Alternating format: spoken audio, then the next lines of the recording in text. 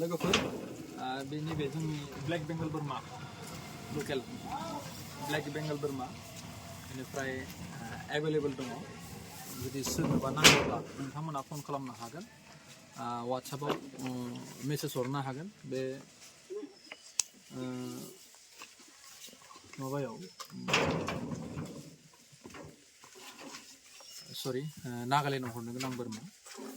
बेनिफ्राय बे क्लियार जाजोब्बाय दा सोरनोबाफोर जुदि नांगौब्ला आंनो फन खालामनो हागोन प्रेगनेन्ट बोरमा मोनगोन नोंथाङा खम बेसेनाव आरो फान्थि बोरमाबो मोनगोन फान्था बोरमाबो मोनगोन नोंथाङा जेखौ लुगैदों बेखौनो मोनगोन आरो नोंथांनि न'सिम हम डेलिभारि होनायनि रेसपन्सिबिलिटिया आंनि आं गावनो थांनानै नोंथांनि न'सिम हैगोन PPR भेक्सिन होनानै आं नोंथांनि न'सिम हैगोन जेबो सिन्था खालामनाङा सप्तासेनि गेजेराव जुदि माबा मोनसे जायोबा आङो रिप्लेस होगोन सिन्था खालामनाङा आं तन्दुरुस बोरमा होगोन नोंथांमोननो जायफोर जोंनि